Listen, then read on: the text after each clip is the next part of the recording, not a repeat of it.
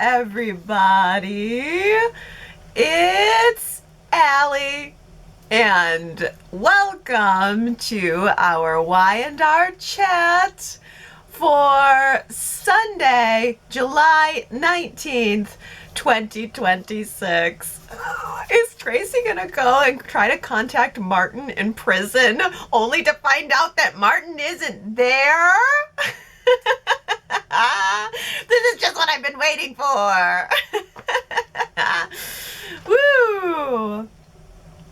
Maybe she goes to the prison looking for Martin, and the person that she finds isn't Martin. Maybe he's swapped places with somebody else.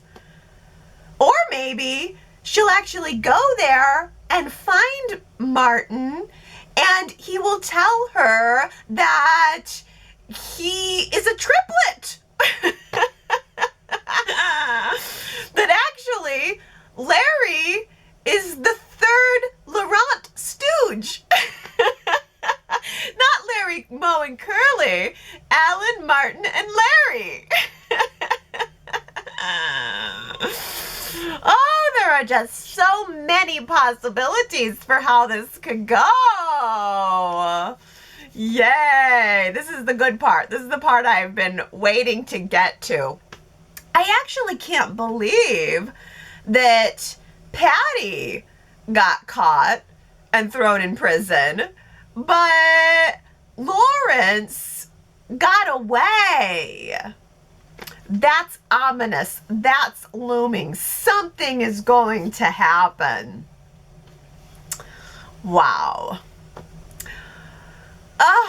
Patty's arraignment sounded like a real circus.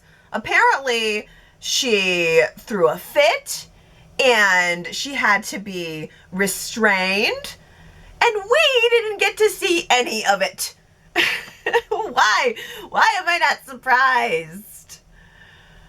Michael just told us about it secondhand. That always seems to be how it goes these days. Off-screen courtroom drama. Any courtroom drama cannot take place on screen these days.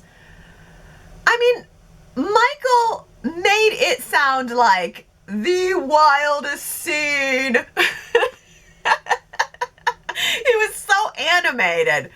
And the more animated he was, the more it made me sad that I missed it. Oh, wow. I guess you can't see everything. I should just be grateful that Patty has been given her standard issue denim blues, Genoa City Jail blues. And Kyle paid a little visit to her behind bars, saying that he wants proof from her that Victor is the one who started all of this. So Kyle is trying to connect those dots. Right now it's all speculation, but Kyle is looking for the smoking gun that will not just take Patty down, but that will take Victor down too, which is juicy and delicious. And then Kyle went out to the ranch and confronted Victor himself. Ooh, I love the drama, but I am so concerned for Kyle. I mean, when even Billy is telling you that something might not be a good idea, it might not be a good idea. This is a dangerous game for more than one reason. And I think it's a game that might just put Kyle on opposite sides of his future love interest, Victoria. I think that's really where this is all leading. To Victoria. This is awesome. This is awesome, and I can't wait. Victoria and Kyle are so juicy. I think anyway. Because first of all, Victor is going to hate it. I think we all know this. But then there's also the possibility that Victoria might just end up siding with Kyle against Victor. Because it seemed like they had a moment this week where, you know, she was trying to defend Victor, and yet she knew that she really couldn't defend Victor's actions, and then inevitably she ends up getting kind of, you know, twisted about it and upset about it, and it breaks apart the whole thing, which is a really great dynamic to start a relationship off on. And second of all, I the older woman, younger man, I'm for. I like that of it all. And then third, and this is actually my favorite, Claire already dated him. That is so yucky and so soapy and therefore so exciting. Oh. Claire set up a 1-year anniversary of Cole's death party this week. Basically just to remind us of that huge mistake that Y&R made a year ago, because Cole was so original and so different. He was the only guy on the show who would possibly eat pork rinds and tuna casseroles. I mean, really, who else? Who else would do that? Do you think that, I don't know, Nick eats tuna casserole and pork rinds? No. Billy? No. Victor? Hell no. But on this 1-year anniversary of Cole's death, Victoria also told us that her relationship with Nate is more supportive than it is romantic. I was so happy to hear her say that. I was like, finally someone said it. Victoria and Nate tried more than once. It's an idea that should work in theory, and yet it just never got off the ground. And now that we have acknowledged openly that it is not romantic, it is not sizzling, then I think that makes Victoria free to move on. And that makes me very, very happy. Do you guys think that Nikki Newman will be blind forever? I, for one, think that Victor's love will restore Nikki's eyesight. How about you? That seems to be the way this is moving. I mean, they hugged. And Victor had tears. They both, I mean, I assume Nikki had tears. I don't know through the bandages. I would actually, if she cried, what happens when Nikki cries beneath the bandages? Does that ruin the adhesive and then she's got to peel them off and start again? I don't know, but I know the hug was true. I know the feelings were there, and that means the Nikki and Victor reunion is on. But will it really be so simple? I thought it was interesting that Claire seemed particularly pessimistic about Nikki's recovery. Nikki and Nick came down to the tack house this week, and they unknowingly walked right into the middle of the Cole's death date celebration. Does anybody do that? Do you guys actually celebrate the date of someone's death? I don't know. That's odd to me. I would see celebrating their birthday, but I don't think I would necessarily want to remember the death date, but maybe that's just me. But Nikki was talking through the possibilities of what's going to happen next week when the results of her surgery are revealed. And we saw it in the previews, by the way. We saw that, like, the moment is going to come, and I don't know, maybe she sees, maybe she doesn't, but everyone else in the room seemed to feel the need to be extra positive with her, to try to reassure her that she will in fact see again. But Claire was like, you know what? Maybe not. Maybe not. Let's be real here. And I thought, well, that is very Claire. You know, she's sweet and saccharine one minute, and then kind of bitter and cynical in the next minute. And that reminded me of that time that Claire lured the whole Newman family to Aunt Jordan's lake house and poisoned them. So that's the topic of this week's retro recap at yrchat.com. I mean, really, every time Claire is sitting there being all prim and proper, it never hurts to remember that she used to be a psycho. Sally wandered by Adam and Chelsea's table at Chancellor Park this week, and she overheard them talking about how Victor is planning to take Newman Media back. Only Newman Media isn't just Newman Media. It's been thoroughly folded into Spectra Charles. So Sally's rubber belly had to defend itself this week. Wow. We have not seen a pregnancy suit in a while, you guys.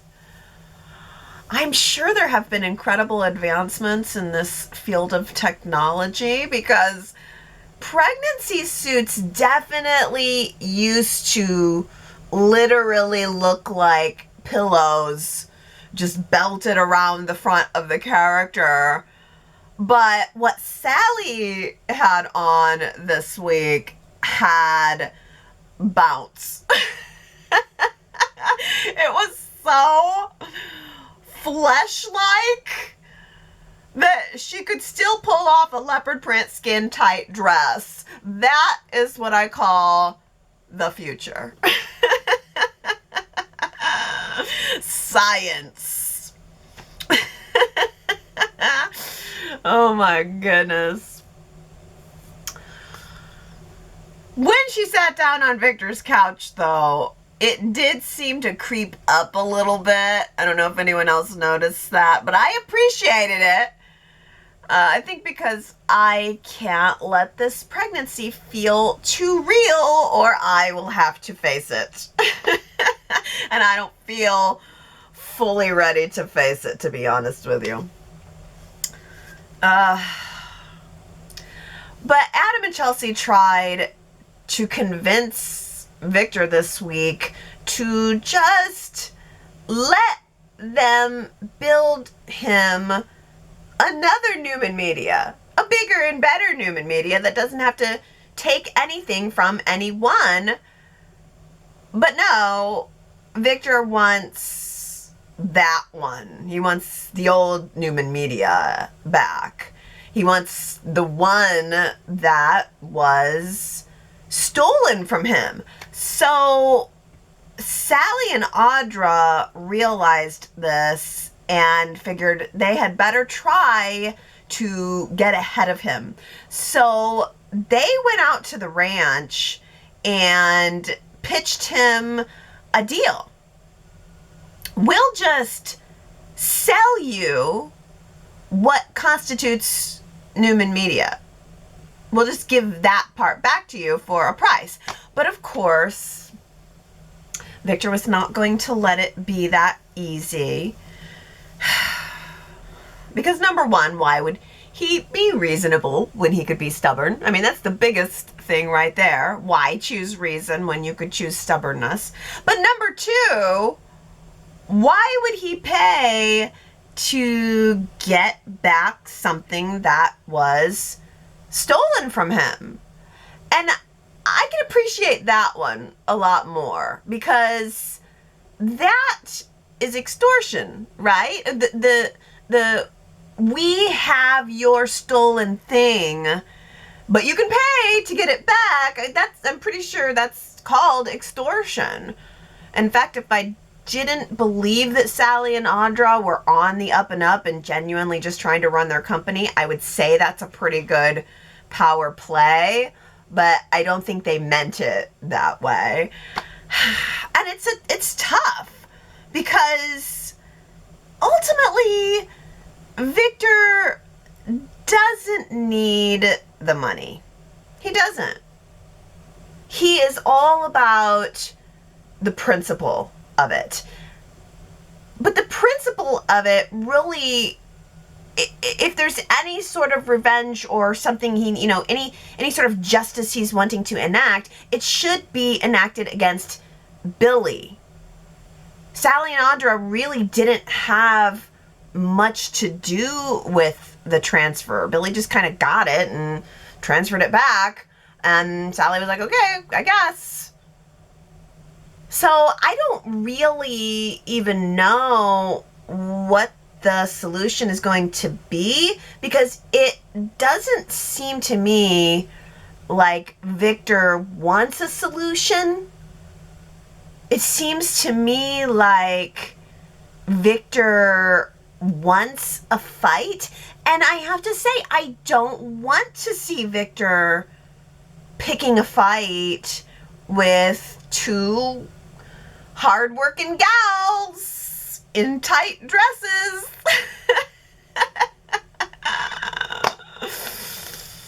It's just not fun.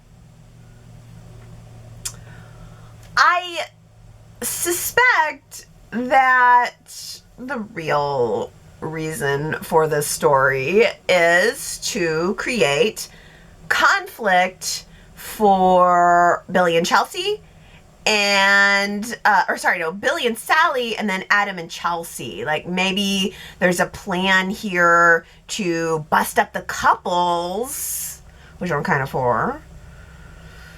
I find it odd and interesting that Billy is so decidedly hands-off when it comes to Spectra Charles. I mean, we talked about that last week with Jill. You know, he sat down and he had this conversation, and he said, whatever Sally wants to do with Spectra Charles, it's on her. It's her company. I've got nothing to do with it.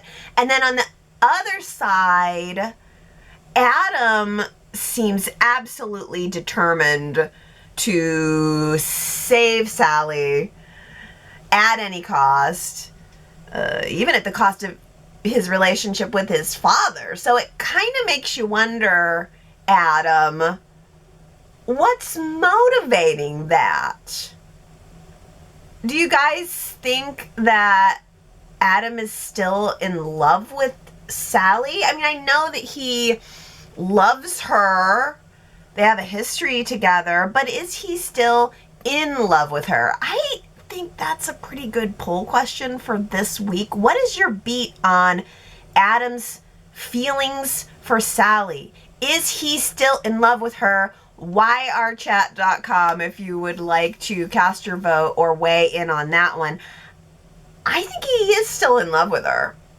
I really do. And I think that for now, he has got some level of plausible deniability, because Chelsea is also on board for putting a stop to Victor's plan, but eventually Chelsea's going to have to stop and ask herself if, for Adam, there's more to it. Guys, maybe I'm alone in thinking this, but I think that Victor is right to not just hand Nick his old position back. Nick is fresh off of a serious drug addiction. He almost died. I mean, I love Nick, but I would not hand him a Fabergé egg right now. I think he needs to continue to take it slow and just dip his toe. I'm not saying he can't have a little project here and there, but I don't think he needs to jump full force back into Newman Enterprises. The downside of that, though, is that if Nick doesn't have something productive to focus on, then he might just start focusing on murdering Matt again.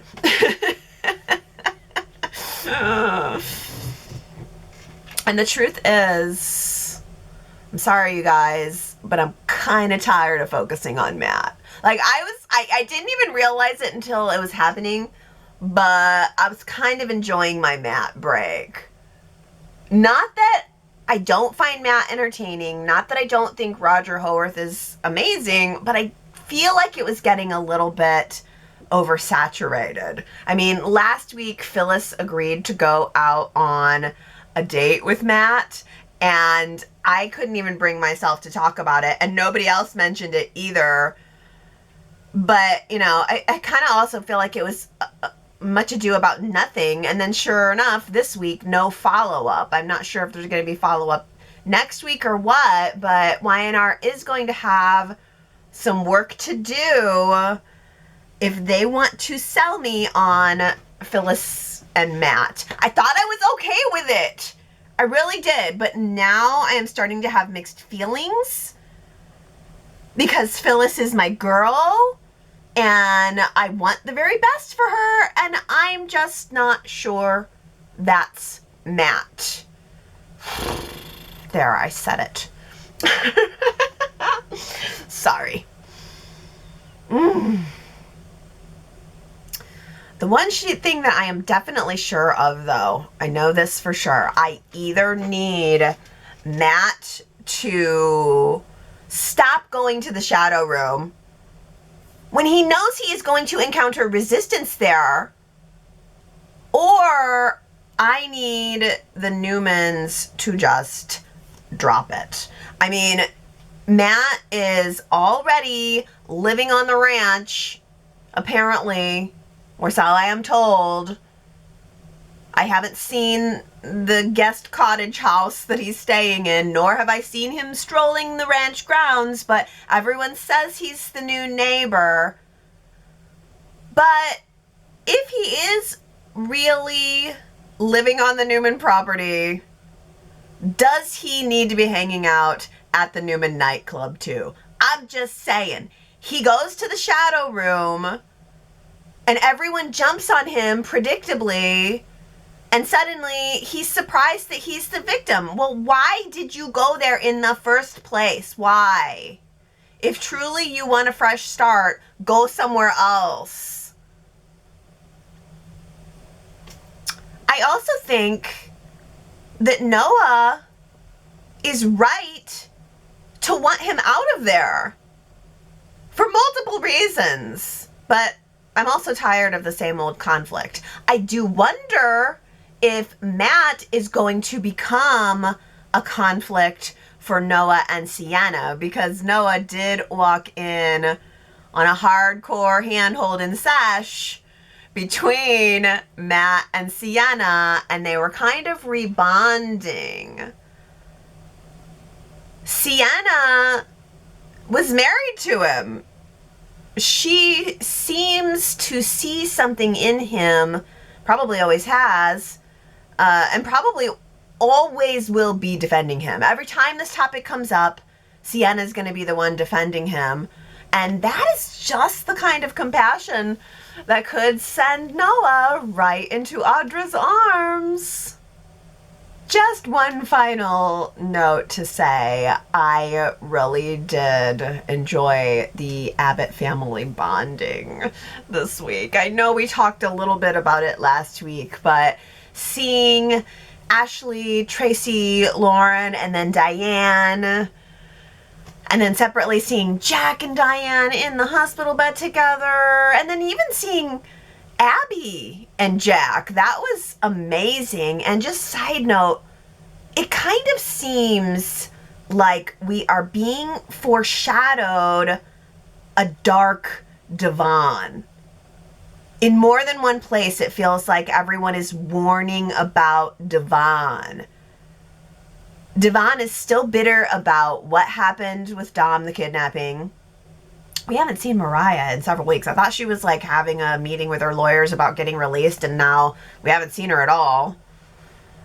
And I don't know if Devon is really working past those feelings. He said that he did, and we kind of got that resolution, but I don't know. Abby still says that he's dealing with some things. And then we also know that he is, well, we know secondhand that he's bitter about what's happening at Chancellor Industries because Nate and Lily and Kane were all talking about it, and Holden too. I mean, Devon is Catherine's grandson. He is her heir. And it's not like Brock's going to be coming back anytime soon, so, or Tucker, I don't know, but I don't know, I just think it might be nice if Devon, as Catherine's most active on the show heir, might have an opinion about what's going on at Chancellor Industries, but I digress. It was really nice to see Diane welcome back into the Abbott family after her trauma. I mean, the girls really embraced her as family. And it was nice to see those flashbacks of John.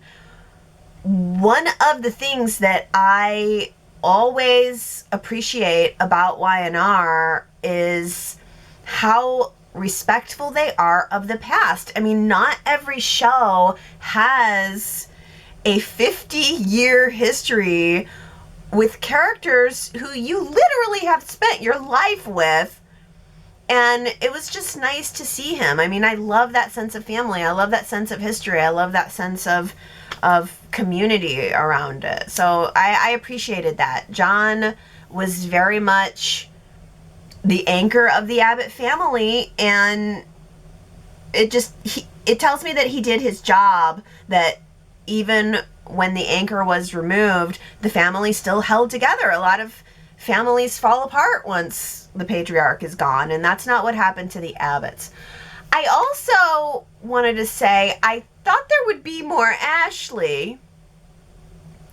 She was only there for a couple of episodes, and I figured there would be more for her. Do you think that since we saw in the previews that Tracy's going to be confronting Martin, that Ashley will have a dramatic confrontation too? Because remember that it was Ashley who brought the Laurent twins onto our screens, so maybe Ashley will play a role in revealing whatever the next twist might be. Like a monkey on a cupcake. Like a monkey on a cupcake.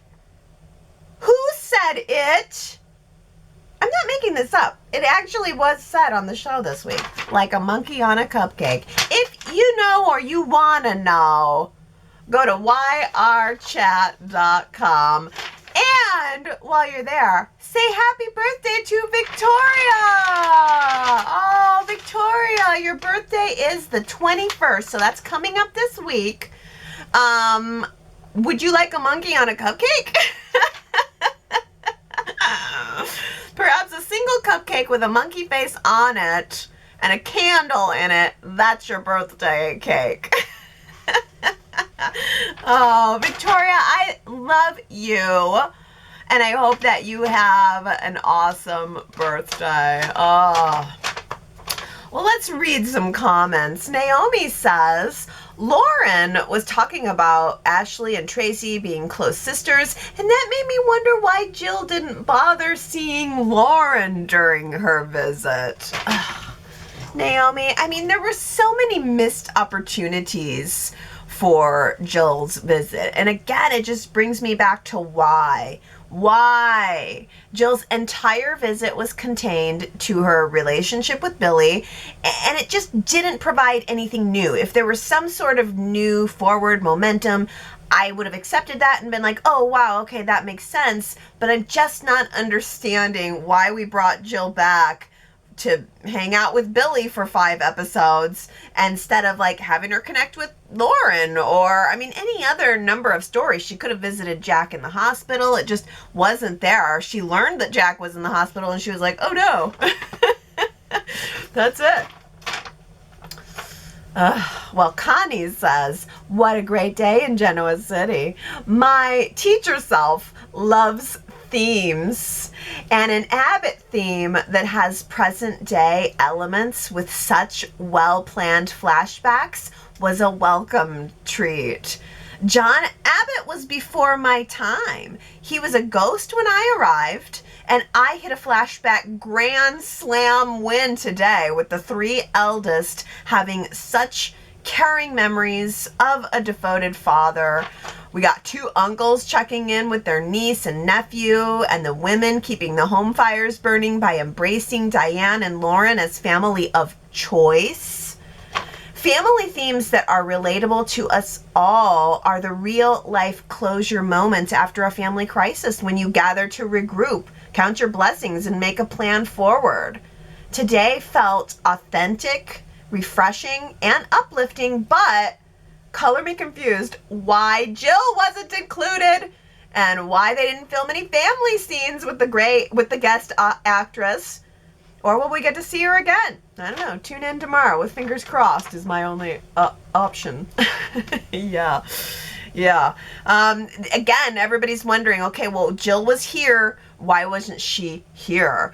Jill was married to John. She definitely could have had some flashbacks, but then I guess they would have had to show or they would have had to show the other actress, Jess Walton. So I guess that wouldn't have made sense to include her in the flashbacks. But that's interesting, Connie. I pegged you for you came when John was a ghost. So I thought you've been watching forever. And so you really more experienced after he had died. And yeah, it's so funny that John was really the core of the Abbott family. And in some ways that just hasn't changed. And that does feel very relatable. That does feel like a wonderful family theme, especially for the Abbotts. You know, our loved ones may be gone, but they're still there in so many ways, kind of at the very least creating this bond that brings everyone together. And yeah, all of the flashbacks were very well timed and well themed. I will never forget when Jack finally got Jabot back for John after losing it. And I thought it was an interesting choice that John and Ashley's flashback was about or around her cancer. I thought maybe they would have gone with the time that Ashley had a mental breakdown and when she found out that John wasn't really her biological father, and she ran away and lost her identity, and John ultimately found her and brought her back. That almost seems like it would have been slightly more relevant. But I also loved Tracy's flashback, thinking about how Brad only married her for the baby. That was definitely very much a feeling that came through their relationship quite a lot, and themes that resonated with me very much. Not to bring it back too much to myself, but those are the core stories that I am inspired by for the Fauna and the Flora. It's crazy because John Abbott is gone, but he's so present for me because I'm writing a character that is inspired by him. I'm writing characters that are inspired by the Abbott family and their bonds, and even, you know, Brad and all of that. So to me, it's like those characters are so present in the forefront of my mind. I'm always thinking of them. They're so inspirational to me. The Abbott family in general, and the way that the characters are written is totally creatively inspiring to me, because you have the siblings who are so different, and yet they have this way of coming together and creating this complementary family. There's a closeness there that you can really feel, and even as the characters go through their individual storylines and traumas and trials and tribulations, they always have this way of coming back together. That's something that you don't really feel as much with the Newman family, and I don't know that you really feel it with any of the other families quite as strongly. There's just something about the Abbotts that feels so solid, and I do think that the character of John Abbott really is the one who made that so. And it's surprising that Y&R wrote him out before they really needed to. Although I saw some comments on my retro recap of people saying, I'm glad that they killed the character before the actor died. You know, I'd rather have the character go rather than, you know, a sudden death from the actor. So there were people who were okay with the fact that John was written out. I couldn't believe that they wrote him out and then brought him back. You know, it's one thing to write him out, but then to bring him back as a ghost. And not only that, but they brought him back as a twin too. If you didn't get a chance to watch the John Abbott retro recap, he definitely was an interesting character with a lot of stuff that happened to him, and it was incredibly shocking when he died, and not only that, but to then have him brought back in a couple of different ways. Yeah, it was weird, because Jerry Douglas was very much still available to work. He still wanted to work. Y&R just kind of got rid of him, but yet it changed the dynamic of the Abbott family forever. There's no doubt about that. It changed the shift. It made Jack now the center of the family. It made him kind of the patriarch, maybe before he was ready to be. But still, the Abbotts remained bonded, and I think that bond is so very clear and so very present still today. Moving on. Daisy says, I'm happy that Diane and Jack are back together and survived Patty, but I am wondering if they're still in danger. Lawrence Markham lied for Patty, so it's likely that the police will be looking to question him further. And because Patty knows who he really is, Lawrence might help her escape to try and prevent her from ratting him out. I hope the Abbotts have more than one security guard around them, because if Patty does escape, she may seek revenge against the whole family, not just Diane and Jack. Yes, this is the piece of the puzzle that I'm just so curious about, because Y&R planted the seeds of who is this guy and how is he connected to the Laurents, and we have not seen those seeds sprout yet, but I think we're getting closer.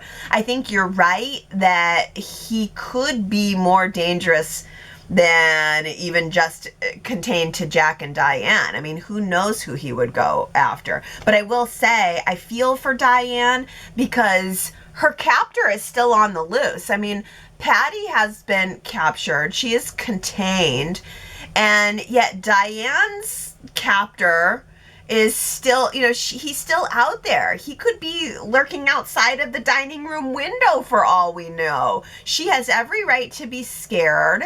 And Jack's not even at full capacity to help her. I mean, she's kind of, not, you know, she feels, if she didn't have the support of her family, defenseless. So I am glad that she has the other Abbotts there to help her too. But it does remain to be seen what threat is Lawrence going to be, even if it is just helping Patty get out of prison. Who knows? Michelle says, I'm curious about Mrs. Martinez's point of view. She'll never get that butcher knife back. It's evidence. How will she debone the chicken? I think her narration of the story of the Abbotts would be a hoot. What's she gonna do without that knife? Yeah, I mean, there's a butcher block with an incomplete set. That would drive me crazy if I had to replace one knife from the block. It would never be the same. You have to throw out the whole block and just get a new one, right? Especially if you're wildly rich like the Abbotts. I'm sure that was the finest Ginsu knife you could have got from As Seen on TV. Steven says, 3 may keep a secret if 2 of them are dead. Benjamin Franklin. Patty knows the secret. So do Larry and Victor. The threesome are in a little different position. Only one wants the mystery maintained. With Patty currently sitting in a remand cell and warrants out for Larry's arrest, rather than keeping quiet, they're likely about to enter a frantic race to see who can grasp the old man out first to buy their own leniency and save their skins.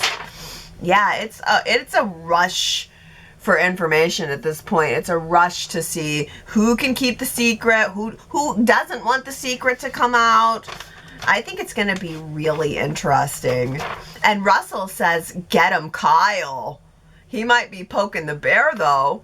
Giving Victor a heads up may have been a miscalculation. It was a great scene, though. You know, I didn't think about that.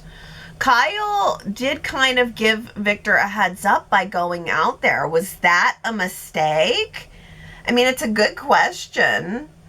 Kyle probably could have just kept it under his hat that he was going to be coming after Victor, and instead he marched right into Victor's living room and basically told him he was coming after him, which means that Victor is just going to go on the attack. He's already been keeping tabs on Patty and her trial and what her status is. So who knows? I mean, Victor may just very well get in there somehow and bury the evidence. T. Nicole says, I'm still convinced Kyle and Victoria will be a thing or a hot hookup. I think it would be fun to try out. It will either be super hot, or if not, then it's easy for Y&R to stop it. Kind of like Audra and Kyle and how it was hot hookups, but then they stopped it when they wanted to.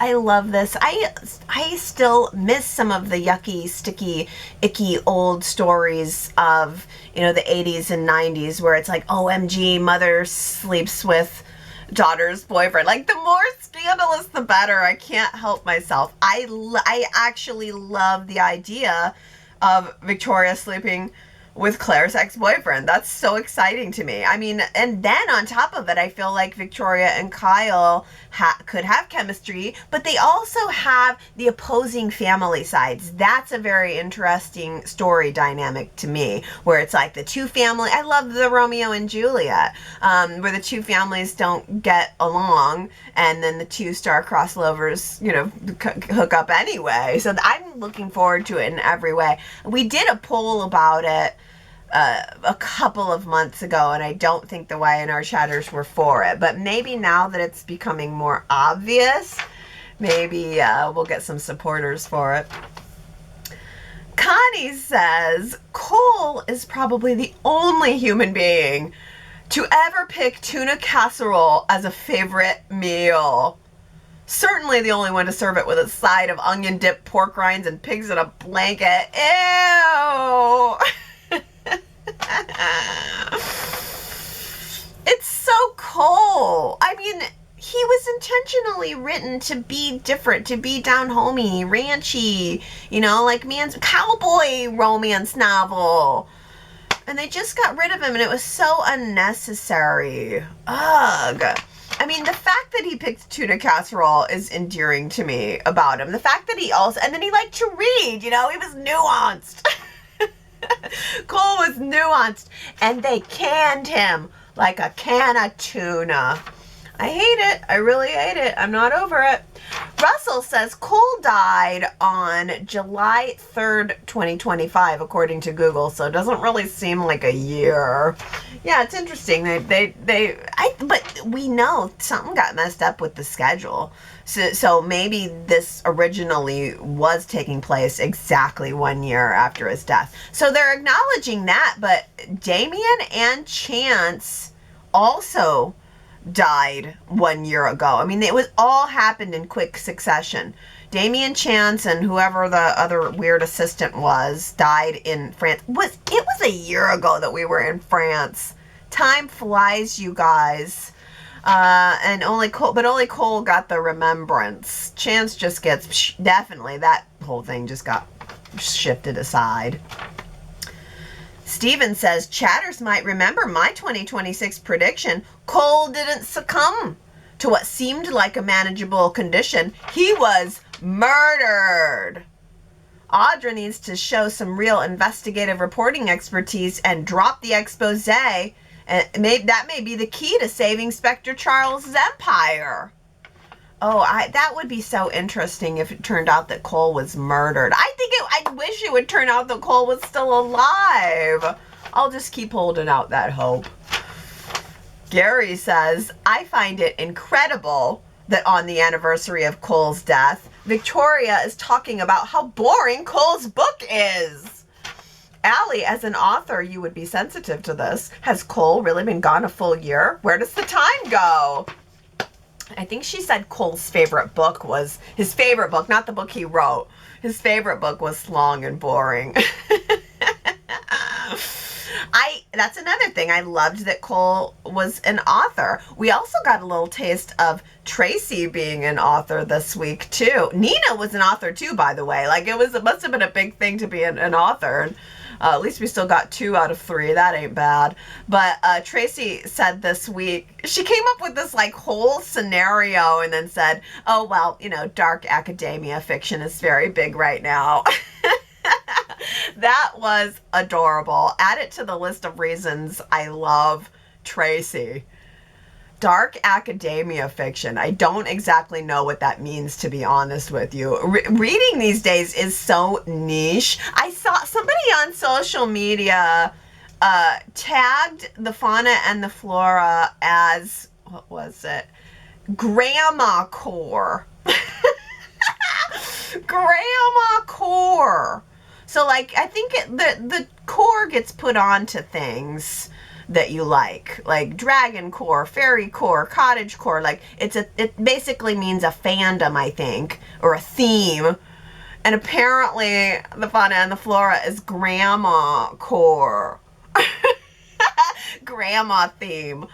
I mean, I am old enough to be a grandma, but I guess it's true. I guess, you know, soap operas are probably considered something grandma watches on the old boob tube. That's fine with me. I will embrace it. It's definitely retro.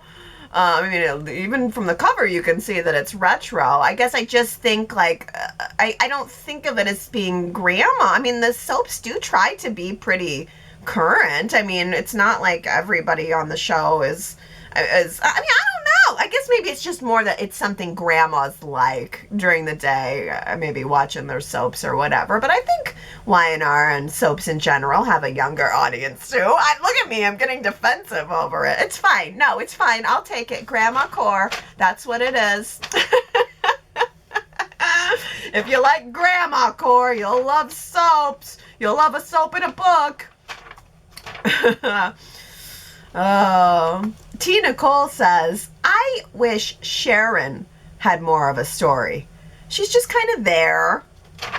You know, I was thinking that too. She had her scene with Nick this week, and it's like, wow, that's all nice and good, but where is Sharon's story? And again, I say, Mariah was supposed to be having a meeting to get out of the institution that she's in. That is something that could give Sharon some more story. Who knows? Maybe the fact that we're going to be getting a new writer will be something that gets Sharon some more story. Although we have got to learn to be specific about what we want.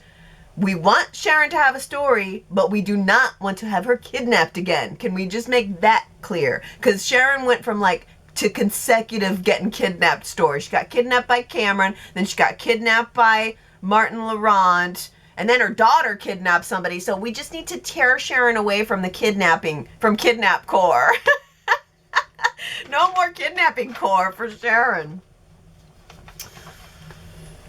Gary says, you know, the town wants to forgive a demonic force like Roger Howarth for saving Nick's life, but they won't forgive Kane for saving Malcolm. Yes, Nathan. Good night. You know, that is a pretty good point. I mean, I feel like Kane, you know, the more I dig into these retro recaps and end up incidentally digging into Kane, he does have quite a lot of past. He does have a lot of questionable decisions under his belt. But it just depends on, you know, what story the writers want to tell. There is opposition to Kane because it creates more romantic drama for Lily and Kane. It creates the forbidden love of it all. Everyone has to be against Kane so that Lily can be the one to defend him and therefore smooch up on him. And I think Devon's going to be a major force in that. It sounds like, you know, they're beefing that up. Devon's not happy about these things going on at the company he doesn't own. He doesn't want Holden there. He doesn't want Kane there. So I think the opposition is just it's coming to create the romantic drama for sure. But yeah, I was surprised that Nate was bringing that up. But he also said he was going to try to talk to Devon. Good luck with that! Victoria says, the conversation between Nikki and Jack was delightful.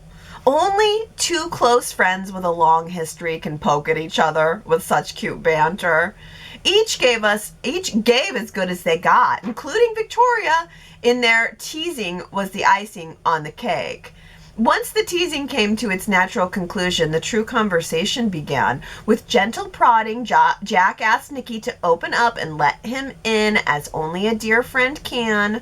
The writing in this segment was clever and played on history. Thank you, Y&R, for giving us such fun and depth. Yeah, Nikki and Jack were adorable, and I loved when he said, don't put me in the position of having to defend Victor. I mean, yeah, it's like these are two people who really know each other, really trust each other, and also just as scene partners. Nikki and Melody Thomas Scott and Peter Bergman, they're just very good and very natural on screen. Naomi says, Victor knows Nikki, and he knows what she refuses to acknowledge. She still loves Jack, with a closeness that would make any man jealous. Nikki is different with Jack. She's relaxed, funny, and quite cute. Jack is also relaxed, funny, and cute, but that's just Jack's personality. Victor is brooding, explosive, and obsessed with business. The business he built with his own hands. Nikki can never just relax, enjoy life, because Victor's exhausting. She should find a man that's easier to love. Ooh, Naomi. So, is what you're saying that, like, Nikki's secretly in love with Jack and doesn't know it and doesn't acknowledge it? I mean, she was married to him. I think she does have true affection for him. But the burning passion of her life, because it's two different things. Like, loving someone and sort of knowing they would be a good match is different from, like, sometimes you're just straight up attracted to the fire. And I think that's what it is with Nikki and Victor. Jack certainly would have been a smarter choice for a mate. You're right. I mean, she's definitely a happier person around him, but she's drawn to the fire of Victor. She's drawn into the flame. And you know, that's passion. It's almost like uncontrollable. It's unsensical. You know, you can't control it and you can't predict it, and it doesn't make sense. But I love the idea that Nikki is actually in love with Jack and not really wanting to admit it, and Victor knows it. Ooh! Victoria says, what an honest and vulnerable question, Nikki asked Victor. Is your hatred for Jack stronger than your love for me? As frightened as Nikki is, her fierce determination came through. She cannot let anything get in the way of her healing. Nikki wants to be safe with Victor, but she can go on without him if he can't live with her friendship with Jack. Nikki puts all her cards on the table, and now it's time for Victor's turn to let his emotions lead his heart. Yeah, I mean, I don't think Victor is ever going to accept it. I think this is going to continue to be a sticking point. He is not going to give. It's eventually he's going to say the right thing that's enough to let her forgive him. But I don't think he's really going to change his opinion about their relationship. I think he's always going to have a problem with it. T. Nicole says, we can now see Sally's baby bump. It's interesting that not much focus has been put on her pregnancy. There are comments here about it, but it looks more like it's about a company battle. I do wonder if Billy and Sally will have a perfect baby ending with their baby. I'm more thinking Sally will have this baby, but Adam will have to deliver it, or this corporate battle and Billy's desire for Chancellor will break them up and Adam and Sally will be pushed together. I can see a world where Adam will be there for Sally if he feels this corporate war with Victor puts too much stress on her pregnancy and he is triggered to what happened with Ava and wanting to make sure she is safe. Yeah, I wonder that too. Do you guys, she's going to be having this baby, right? There's no way she's going to miscarry. She's going to have this baby. It's just a matter of whether or not she and Billy are going to survive in their relationship. That's what I think. Well, final comment comes from Diana, who says, now that we'll be getting a new head writer for Y&R, maybe we'll get back to the dive bar set. It's not too late to get this set on the go. There's a lot of summer left, and as summer, it goes into September. As Allie mentioned, we haven't even seen the characters in summer clothes yet. We need to get this back and see some juicy scenes and storylines take place here. It's a great set in the daytime and at night, and it had dancing and live bands in the evenings. Tessa could perform there and Danny Romolotti. We've never even seen Danny on that set. I hope Y&R has this in mind and is planning on surprising us. Oh, yes, Diana, the dive bar. We always talk about that every summer, and it's like, why doesn't Y&R bring it back? Because it was so beautiful. But I just keep wondering, like, when is summer going to get here on Y&R? Because I am still seeing long sleeve shirts. We have not made the transition yet. Everybody is still in long sleeves and it's July. And I definitely think something happened with the timing, but I'm just going to keep my fingers crossed that summer happens soon enough, because otherwise, I mean, fall's right around the corner. I'm already thinking about pumpkins and pumpkin spice. Okay, everybody, that is a Y&R chat. I hope that you had a really good time. If you're craving more Y&R chat, you can go to yrchat.com. You can see all of the beautiful photos and amazing conversation there. In the flashback sections, you can find all of the retro recaps. There's so many of them now. There's also a playlist on YouTube if you just go to YouTube/Y&R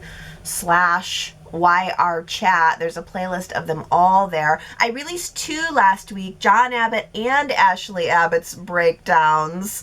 So there's that. Oh, and then this week I did the Claire poisoning the Newman family one. And I mean, there's just so many there if you're kind of in the mood to get into that grandma core. Getting into the old retro vibes of old soap storylines like me. I don't know why. It's just what I'm attracted to right now. I like the nostalgia of it all. I must also highly recommend the Fauna and the Flora if you are looking for a beautiful, character-driven story. Everything about the Fauna and the Flora is high drama but slow burn. There's romance, there's corporate intrigue. It's all of the things that we love in soaps, except they're animals. All the characters, animals. But you won't even notice.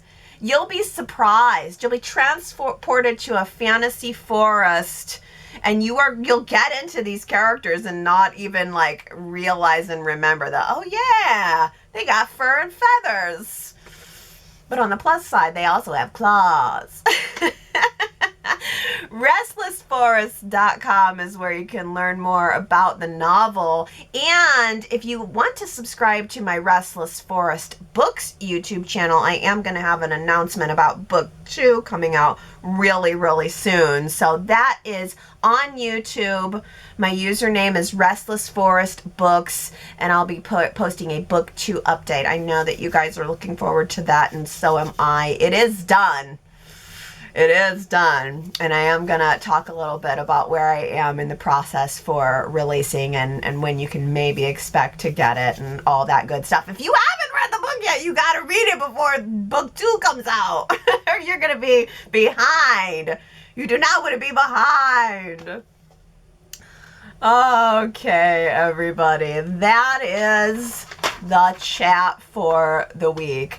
I love you guys. I hope that you have a wonderful week and enjoy the show and come back next Sunday. I will see you then. Bye.